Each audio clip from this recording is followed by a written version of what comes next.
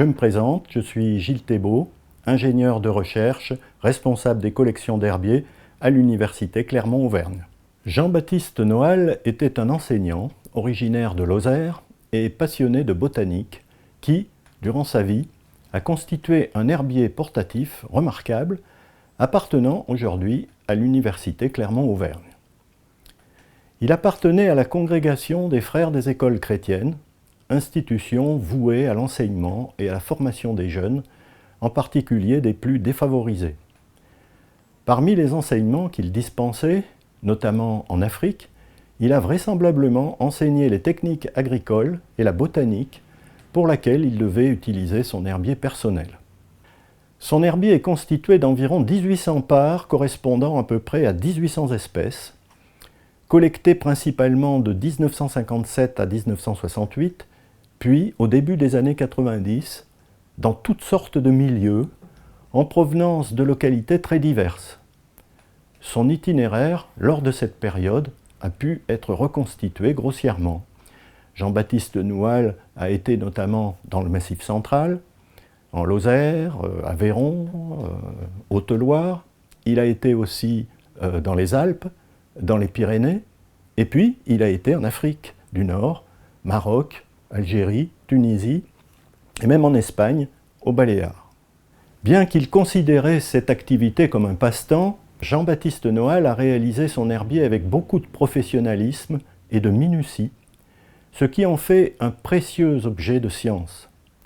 Son herbier est très riche, avec des espèces parfois peu communes, toutes identifiées, traduisant un bon niveau en botanique, compatible avec l'enseignement agricole, basé sur la flore Fournier, qui était une flore moderne pour l'époque et qui servait donc à l'identification des plantes. Il faut remarquer qu'à Vals, près le Puy, où le frère Noal a beaucoup herborisé, existait une institution agricole chrétienne, actuellement nommée Institut des sciences de la vie et de la terre, La Salle, dont il est vraisemblablement issu, où il a vraisemblablement enseigné, et qui, aujourd'hui, est devenu un lycée professionnel agricole privé sous contrat avec le ministère de l'Agriculture. Dans le cadre de son engagement religieux, Noal avait fait vœu de chasteté, de pauvreté et d'obéissance à Dieu et à sa congrégation, l'ordre lassalien. Il était également souvent amené à voyager à travers le monde pour y dispenser ses enseignements. Son herbier présente donc l'originalité d'avoir été conçu chichement, en respect avec ses convictions et spécialement pour voyager. Il se présente sous forme d'une mallette faite maison, en contreplaqué, pour pouvoir être transporté facilement, et il a été réalisé avec peu de moyens, du papier journal, utilisé pour les chemises par famille. Les planches sont miniaturisées et faites de papier d'écolier.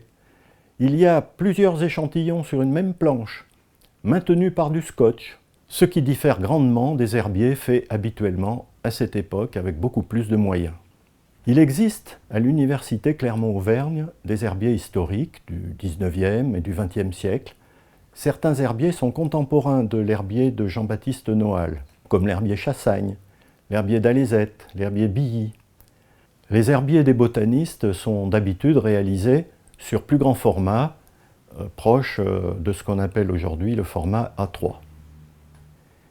Il existe aussi des herbiers plus anciens et de grand intérêt patrimonial à Clermont-Ferrand, comme l'herbier Auguste de Saint-Hilaire, de la première moitié du 19e.